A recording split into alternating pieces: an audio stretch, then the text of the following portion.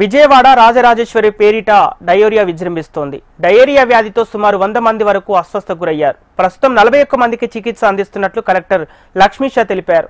ఆసుపత్రిలో చికిత్స పొందుతున్న పేషెంట్లను మంత్రి నారాయణ పరామర్శించారు. ప్రత్యేక వైద్య అధికారులతో ఆర్ఆర్పేటలో వైద్య శిబిరం నిర్వహిస్తున్నామన్నారు. ప్రస్తుతానికి అందరి పరిస్థితి నిలకడగానే ఉన్నట్లు సమాచారం. ఆర్ఆర్పేటకు సరఫరా చేస్తున్న మంచినీళ్ల కారణంగానే డయేరియా వ్యాపించిందని బాధితులు ఆరోపిస్తుండటంతో నీటి సరఫరాను ఆపేశారు. 15 ట్యాంకర్ల ద్వారా తాగునీటిని సరఫరా చేస్తున్నారు. అయితే ఫుడ్ పాయిజన్ వల్లే డయేరియా వ్యాపించిందని అధికారులు చెబుతుంటే నగరపాలక సంస్థ వైఫల్యమే కారణమని సిపిఎం నేతలు ఆరోపిస్తున్నారు. డయేరియా వల్ల 100 మందికి పైగా ఇవాళ ఆసుపత్రి పాలయ్యారు. 2 చనిపోయినట్టుగా సమాచారం వచ్చింది. ప్రభుత్వము వైద్య శాఖలు మాత్రం మాదేమీ సంబంధం లేదు, ఎక్కడో ఆహారం తిన్నారు, దానివల్ల వచ్చిన చేతులు దులుపుకున్నారు. ఇది సరికాదు. జనమందరూ నీటి కాలుష్యం వల్లే, స్వచ్ఛమైన మంచినీరు లేకపోవటం వల్లే ఈ డయేరియా వచ్చి వాంతులు విరోచనాలు వచ్చి జనం చనిపోతున్నారు, అస్వస్థతకు గురవుతున్నారని భావిస్తూ ఉన్నారు. కిందటి సంవత్సరమే మొగల్రాజుపురం కానీ ప్రజాశక్తి నగర్ రాధానగర్లో సుమారుగా 10 మంది చనిపోయారు. 100 మంది ఆసుపత్రి పాలయ్యారు. అయినా దీని నుంచి గుణపాఠం నేర్చుకోలేదు.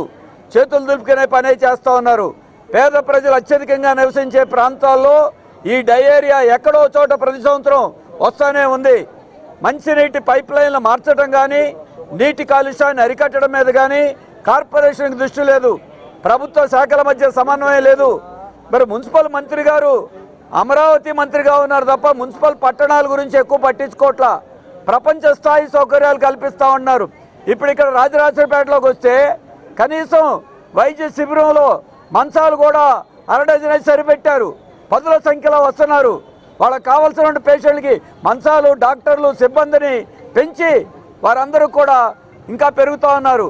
గవర్నమెంట్ ఆసుపత్రికి వెళ్తే వైద్యం చేసి పంపించేస్తున్నారు. మళ్ళీ వాళ్ళు వచ్చి ఇక్కడ చేరే పరిస్థితి ఉంది. వాళ్ళకి సంపూర్ణమైన వైద్య సహకారం అందించాలి. దాంతోపాటుగా ఈ మంచినీటి సరఫరా బుడమేరు వరదలు వచ్చిన తర్వాత డ్రైన్లు దెబ్బతిన్నాయి. సూపర్ 6, సూపర్ హిట్ చెప్పుకోండి, జనం ప్రాణాలు కాపాడండి. అందుకే విజయవాడలో అధికార పార్టీ ప్రజాప్రతినిధులు పట్టించుకోవాలి. కార్పొరేషన్లో వైసీపీ ఉంది, వారి బాధ్యత ఉంది. అందుకే కార్పొరేషన్ కానీ ప్రభుత్వం కానీ బాధ్యత వహించాలని.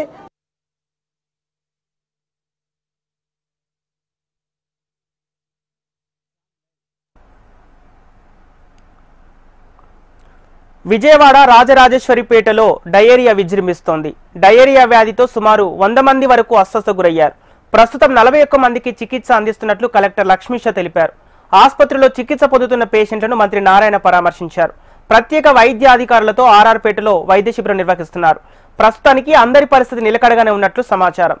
ఇక ఇదే అంశానికి సంబంధించి మరింత సమాచారం మా ప్రతినిధి శ్యామ్ లైవ్ ద్వారా అందిస్తారు. శ్యామ్.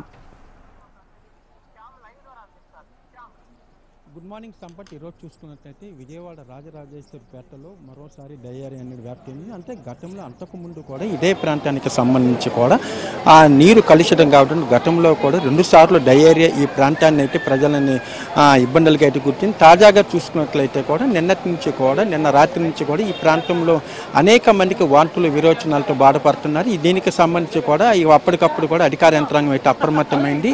దీనికి సంబంధించి రాజరాజేశ్వరిపేటలో ప్రత్యేకమైన ఒక వైద్య శిబిరాన్ని కూడా ఏర్పాటు చేశారు. నగర వ్యాప్తంగా ఉన్న మొత్తం 198 అంబులెన్స్లు కానీ మొత్తం వైద్య శాఖకు సంబంధించిన ఉన్నతాధికారులు అలాగే సిబ్బంది కూడా మొత్తం కూడా రాజరాజేశ్వరిపేటకి తరలించారు. ఈ రోజు ఉదయం నుంచి కూడా ఏదైతే ఈ ప్రాంతం ఉండి ఎక్కడైతే డయేరియా వ్యాప్తి చెందింది అనుకుంటున్నారో ఆ ఏరియాలు శుభ్రపరచడం, అలాగే బ్లీచింగ్ చల్లటం తదితర ఈ చర్యలు అయితే చేపట్టింది వైద్య ఆరోగ్య శాఖ. మరోవైపు చూసుకున్నట్లయితే ఇక్కడ ఇప్పటి వరకు చూసుకున్నట్లయితే కొంచెం మొత్తం 100 మంది వరకు కూడా ఈ డయేరియా బారిన పడినట్టు తెలుస్తోంది. అయితే దీనికి కారణాలు ఎటిమేటింగ్ అయితే తెలియలేదు.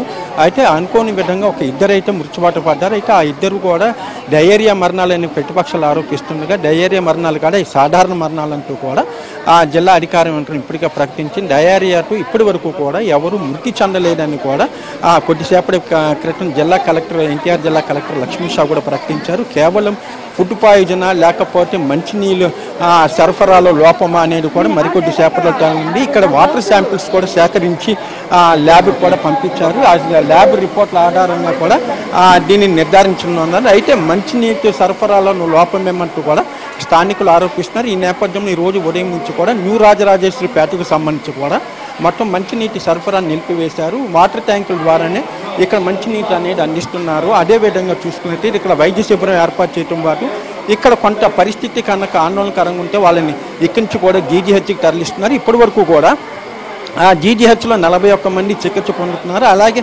22 మందికి కూడా చికిత్స పూర్తి వాళ్ళందరూ కూడా ఇళ్ళకి వెళ్ళిపోయారని చెప్తున్నారు. అయితే ప్రస్తుతం రాజరాజేశ్వరిపేటలో చూసుకుని ఇక్కడ కూడా చాలామంది వాంతుల విరోచన బాధపడుతున్నారు. వాళ్ళందరికీ కూడా ప్రాథమిక వైద్యం అనేది ఇక్కడ ఏర్పాటు చేస్తున్నారు. వీళ్ళందరికీ కూడా ఎందుకు ఇంత పరిస్థితి వచ్చింది అనేది కూడా అధికారులు చూస్తున్నారు. ఈరోజు కొద్దిసేపటి క్రితం మున్సిపల్ శాఖ మంత్రి నారాయణ కూడా ఇక్కడికి వచ్చారు. బాధితులందరిని పరామర్శించారు. ఎటువంటి భయం లేదు, ప్రభుత్వం అందరికీ కూడా సహాయ సహకారాలు అందిస్తుంది, మీకు వైద్యపరంగా ఎటువంటి లోటుపాట్లు ఉన్నా తనకి చెప్పాలంటూ కూడా ఆయన భరోసా ఇచ్చారు. ప్రస్తుతం ఆయన విజయవాడ ప్రభుత్వ ఆసుపత్రికి వెళ్ళి అక్కడ చికిత్స పొందుతున్న బాధితులను కూడా పరామర్శిస్తున్నారు. మరోవైపు జిల్లా కలెక్టర్ లక్ష్మీష్ చూసుకున్నట్లయితే ఈ రాజరాజేశ్వరిపేటలోనే ఆయన ఉంటున్నారు. ఈ రోజు ఉదయం నుంచి కూడా ఎప్పటికప్పుడు కూడా ఆయన పరిస్థితిని సమీక్షిస్తున్నారు. ప్రస్తుతం ఆయన వైద్య అధికారులందరితో కూడా ఒక సమావేశం ఏర్పాటు చేశారు. అలాగే ఇది మున్సిపల్ శాఖ లోపమా లేకపోతే ఏది అనేది కూడా వాళ్ళు నిర్ధారించే అవకాశం ఉంది. ఏదైనప్పటికీ కూడా ఈ ప్రాంతానికి సంబంధించి కూడా ఇదే చూసుకున్నట్లయితే పశ్చిమ నియోజకవర్గానికి కూడా సంబంధించి ఈ ప్రాంతం అనేది ఉంది. గతంలో కూడా ఇదంతా కూడా